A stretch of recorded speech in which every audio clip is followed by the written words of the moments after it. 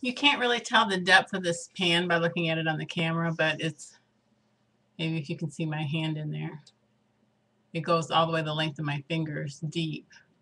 This is a 5-quart fryer. I love this pan. It's so awesome. I have been making everything under the sun in this pan, including sweet corn. This is kind of awkward to do. You can tell that the sweet corn is uh, at the bottom of the pan and that there's still room. Let's see, how can you tell here?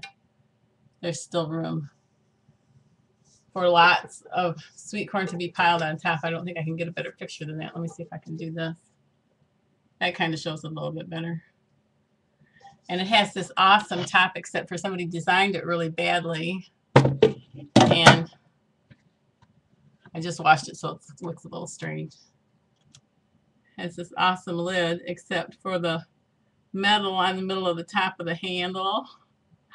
So it's hot, but I think you get the idea. You could easily fit 6, 8, 9, 10 ears of corn in that pan.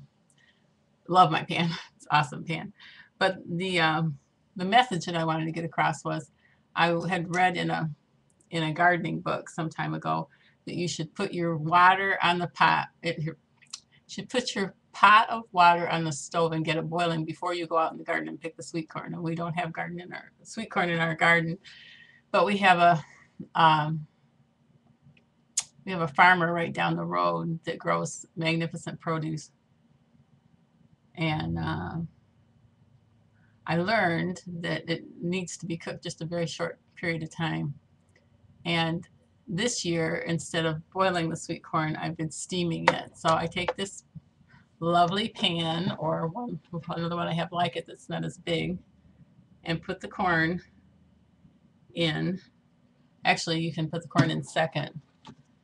Take the pan and turn the burner on and put about that much water, maybe half an inch of water, in the bottom of the pan and let it begin to get hot. Not crazy hot, but let it start to get hot.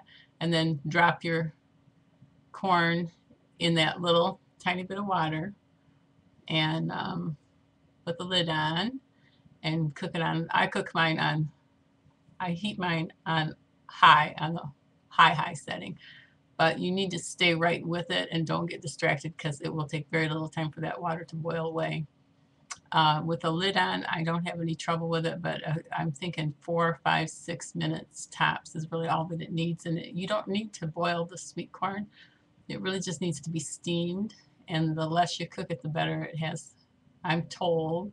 And I know we've had some pretty good results with it. Really great sweet corn this year, but it's really not necessary to heat up your whole kitchen. It's really not necessary. My Dutch oven is also 5 quarts, and it's like yay deep. And so I was heating up basically about 4 quarts, a gallon worth of water to cook just a little bit of sweet corn. And this pan is so large, being a deep frying pan, a frying pan that's deep, that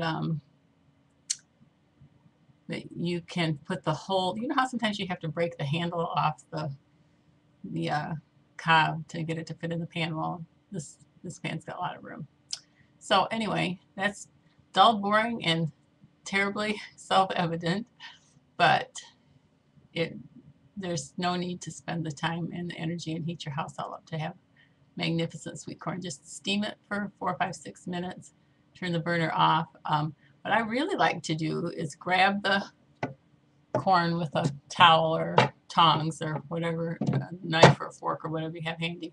Grab it by the end, and if I'm in a hurry to, you know how it's scorching hot when it comes out, if I'm in a hurry and I want to eat it like right away, I take the corn and just hold it underneath the faucet of running water for cold water for 20 seconds or so, and then it's ready to eat. Sometimes I stand over the sink to eat it, because then I don't get corn every place. That's my little tiny short video on steaming sweet corn. Don't boil it if you don't have to. God bless your day and your week.